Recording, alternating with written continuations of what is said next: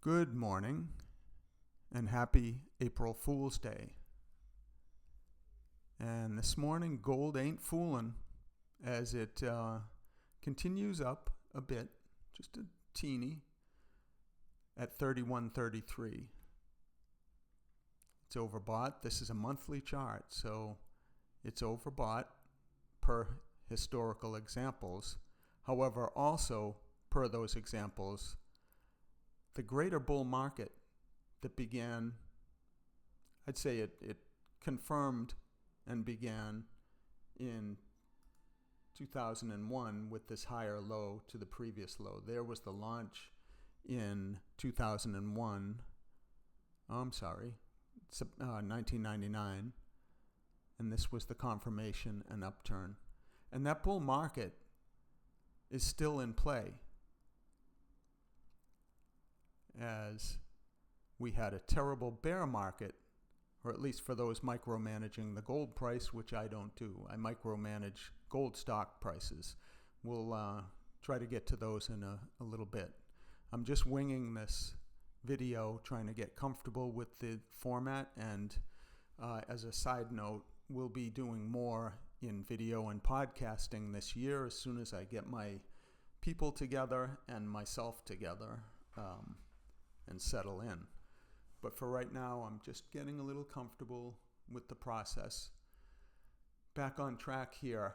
The measurement of 3,000 plus came from the cup and the right side high, handle making, pattern making.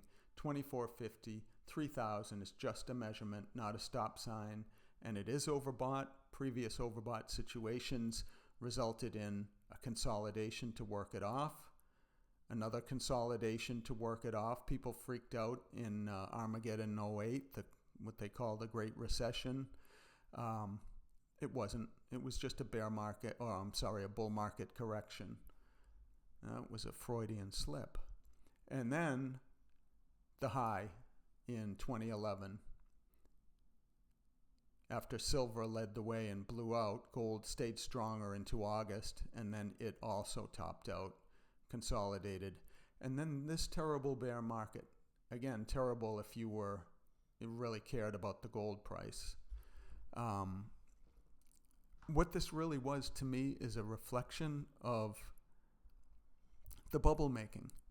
It's no coincidence these were generally the ZIRP years, zero interest rate policy by Bernanke, who I feel was the ultimate perpetrator of a false macro, of a ginned up, manipulated macro market designed to keep asset prices aloft at all costs. And if I may veer into my personal views, one of those costs was society itself, as the rich got richer through asset market propping, and the middle class got poorer as they tried to make a paycheck meet the next paycheck, and did not have the investable assets that the rich already had, who are now exponentially and fabulously rich on balance. Talking about the big money here. Big money got so much bigger. Gold, a reflection of when confidence wanes, when things are not so good, a reflection of real value. Well, in a bubble market and a bubble policy atmosphere, this is what gold did. It went into a bear market, a cyclical bear market within the greater bull, and then ground along for several years until it hit our bull gateway. I remember clearly the day we noted that, because we had been watching for it for months, with all this, months or even years, with all this testing here and failure to make a higher high out of the base of the bear market. Well, there it was. So that was the gateway. It led us to the blowout in 2020, the consolidation pattern, the new upside, and here we are at target. Where we go from here? Well, in the immediate term, nobody knows. But again, I want to reiterate that I think this is a launch, and gold ain't coming back down anytime soon, because society is in its worst disrepair, and now it's becoming obvious. It was in disrepair all along. In my opinion, it was disrepairing, but it was not obvious, and now it's becoming obvious in the US and globally. But let's look at gold stocks here.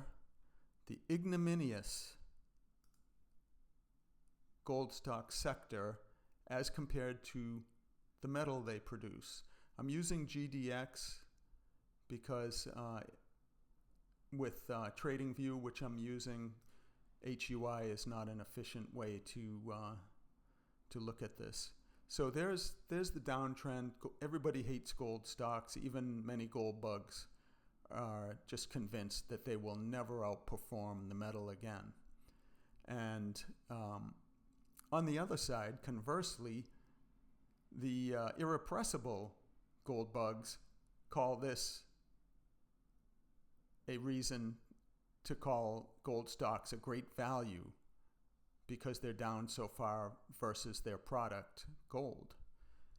And I have continually debunked that along the way. Gold stocks, for reasons beyond the scope of this video, should have been underperforming gold all that time, since back in, nearly 20 years ago.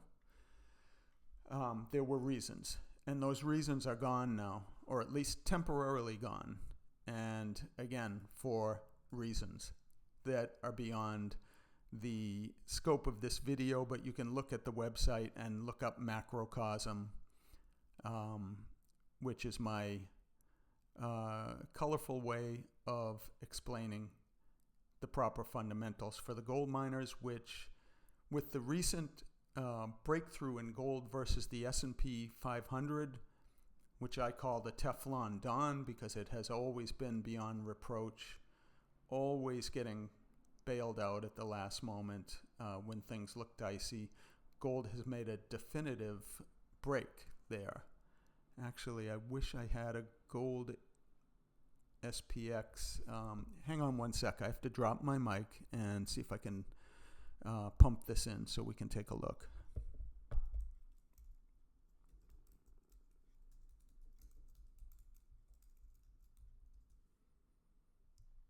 Okay, here we go.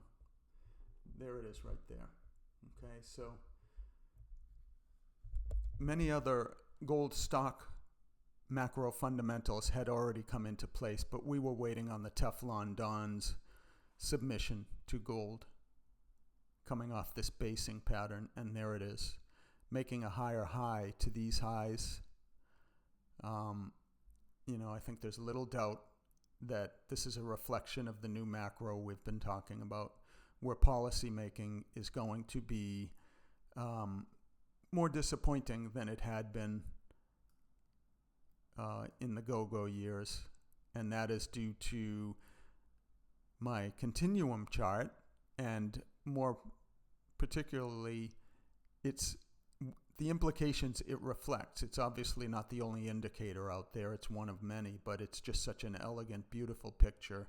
30-year Treasury yield with its downtrend and disinflationary signaling having been blown to bits. And while I expect Treasury yields to decline in the near term, that's a big macro picture that something has changed, and it's inflationary signaling, which will relatively handcuff policy making in both monetary Federal Reserve and government. And you can see the government already reacting, which is my Trump, Doge, spanners and monkey wrenches theme. They're just throwing these wrenches into the works here and doing anything they can to stop the inflationary bus, in my opinion. And no, I don't think tariffs are going to create inflation. I think ultimately they will add to a liquidity crisis in the markets, which will trump, no pun intended, the inflationary or the inflation effects of any tariffs to come. The next play is for disinflation, liquidity crisis, deflation scare before we get to the next inflationary phase. Back on message, because I am really riffing here to the side. We talked about gold. I want to go back to it. This thing can continue upward because overbought bull market, right?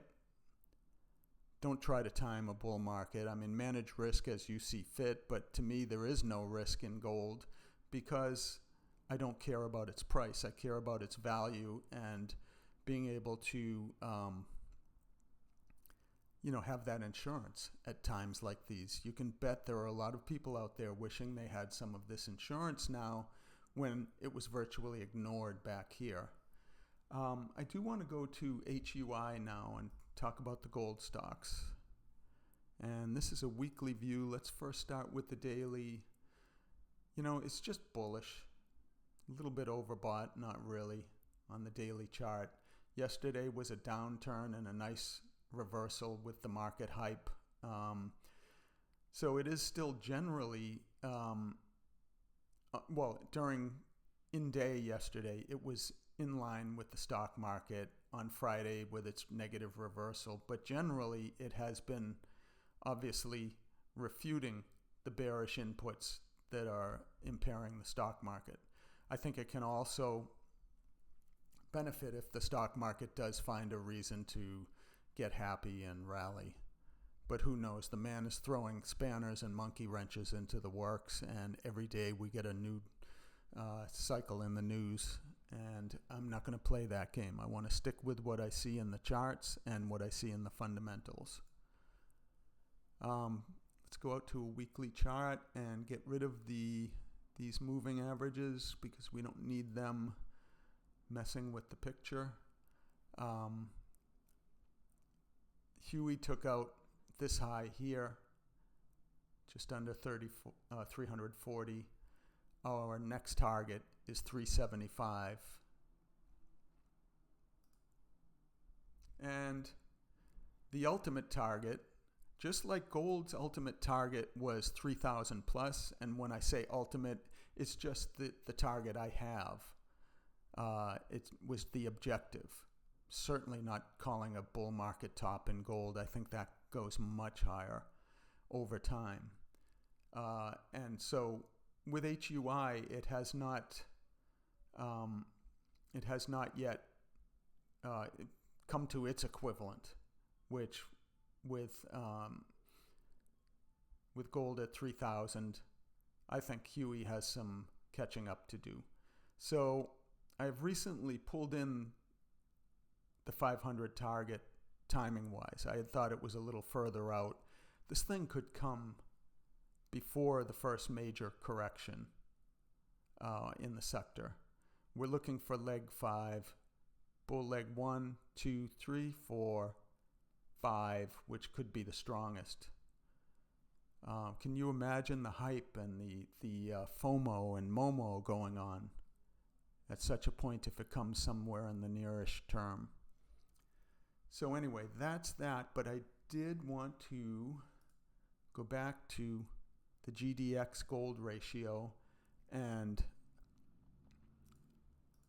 as an internal indication for this rally, wherever it will end, either at 375 plus somewhere, maybe 400, or if we get a hysterical drive to 500 on HUI, we want to see this sector internal remain intact. And guess what? It's intact. So yeah, it's pulled back. Yesterday it pulled back hard and recoiled, but that's an intact situation. So as long as that is the case, I am constructive on the gold stock rally. And I am also going to can this update right now. Again, I'm just going on unscripted and don't want to bore the heck out of you. And we'll talk again soon.